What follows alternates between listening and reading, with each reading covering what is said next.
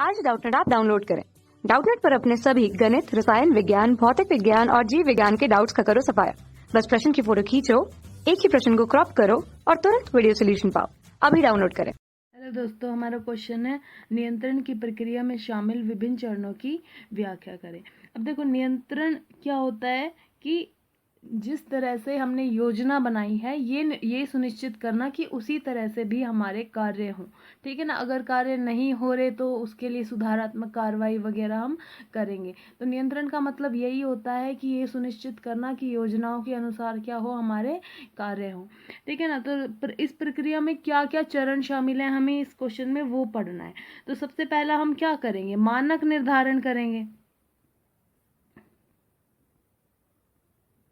मानक निर्धारण करना मतलब कि एक हम निर्धारित कर लेंगे कि हमको एक उद्देश्य निर्धारित कर लेंगे। जैसे कि हम उदाहरण के लिए कह सकते हैं कि मान लो हमें 100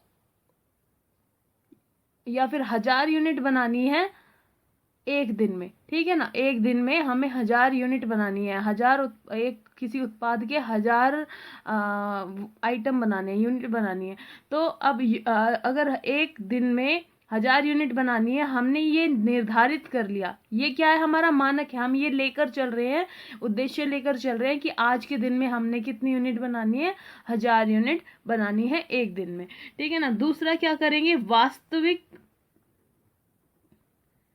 निष्पादन।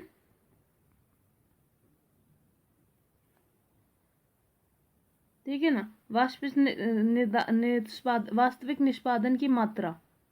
फिर देखेंगे हम कि हमने मानक तो निर्धारित कर लिए, मानक की एक दिन में हमारी 1000 यूनिट होनी चाहिए, लेकिन वास्तविक निष्पादन की मात्रा में हम क्या देखेंगे कि हमारे सच में कितनी यूनिट हुई है। ठीक है ना। अब हमने एक दिन कार्य कर लिया पूरा, अब हम देखेंगे कि हमारी तो 900 यूनिट हुई है।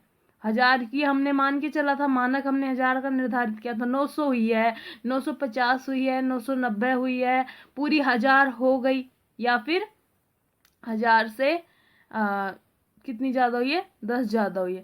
ठीक है ना। तो इस तरह से हम क्या करेंगे, वास्तविक निष्पादन की मात्रा की कितना सच में काम पूरा हुआ है।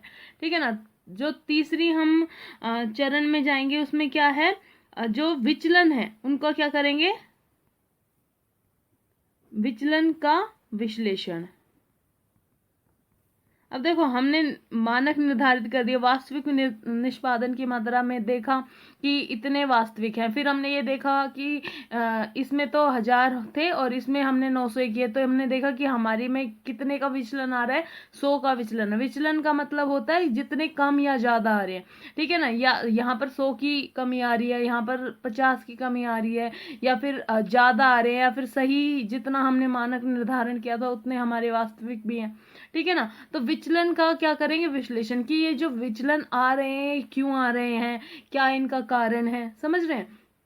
तो इस तरह से उन कारणों की देखेंगे, तुलना करेंगे आपस में अलग अलग चीजों की। ठीक है ना। अलग अलग क्षेत्रों की, कि भाई क्यों आ रहा है, कोई ना कोई तो कारण होता है, या फिर हमने मानक गलत निर्धारित किया, हम मानक में सुधार करें, या हम यहाँ पे वास्तविक निष्पादन क्यों कम आ रहा है, ये सही आना चाहिए, उसके लिए हम कुछ करें। ठीक है ना। तो विचलन का विश्लेषण हो रहा है कि कितना विचलन हो रहा है।